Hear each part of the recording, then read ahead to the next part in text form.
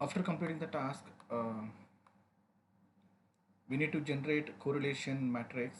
Okay, before doing that, I already shown in the first task that we need to replace whatever the values that are missing in the list. So we already replaced them. Then we are creating correlation matrix which generates values that are mostly influencing rain tomorrow. Okay, so after creating this design, let me explain how this design is created. From the data repository, we will be selecting whether data set, and we will be placing it onto the process. Then to address missing values issue, what we do is we use replace missing values operator from this operators, and we will be placing it on the process, and we connect out of the output of the data set to the example of replace missing values. Then example of replace missing values will be given as input to the examples of correlation matrix. This is input that we are giving. When we give this input, by running this function, it automatically does generates correlation matrix. Okay, don't need example to connect to the result, but we just connected it.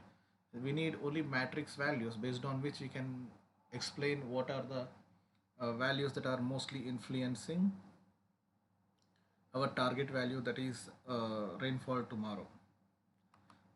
When we run this process, we get a lot of values, and we need correlation matrix, right? So this is correlation matrix. This is actual data that we forwarded. Okay, so now you just I will drag it. Now this is rainfall tomorrow, and we can see that there are certain values that are influencing rainfall tomorrow. So among those values, risk mm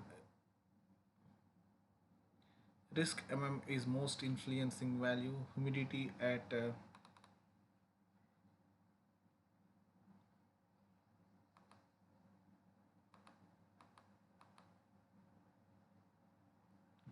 risk mm is most influencing value because it was highest value.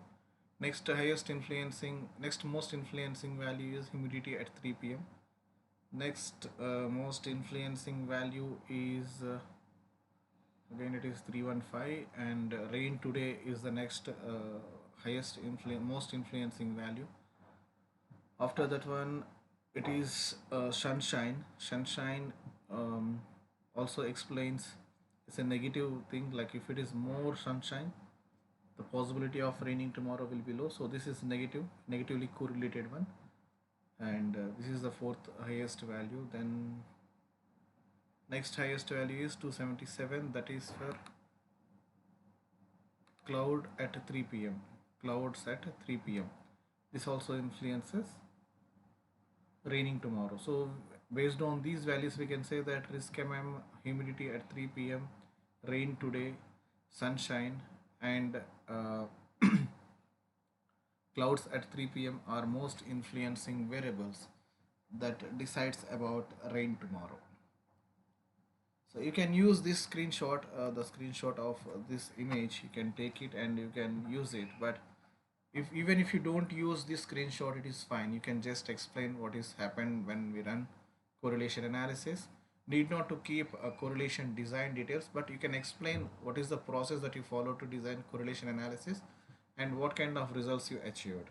If you discuss about this information, that is fine, and you say that these are the top 5 values that are influencing rain tomorrow values.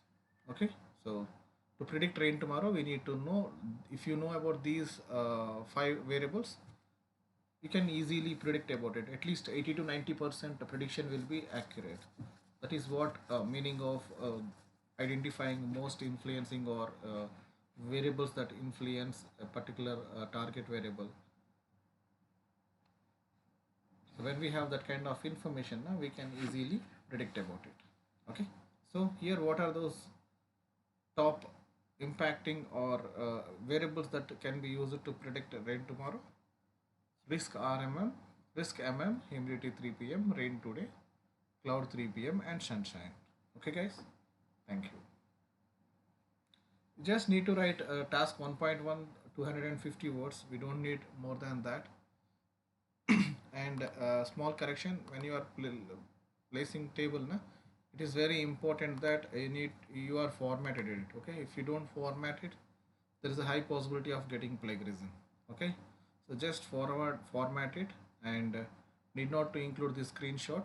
Just this means correlation screenshot. You just discuss about it in as a part of discussion. You can include a paragraph on it. All right, thank you, team.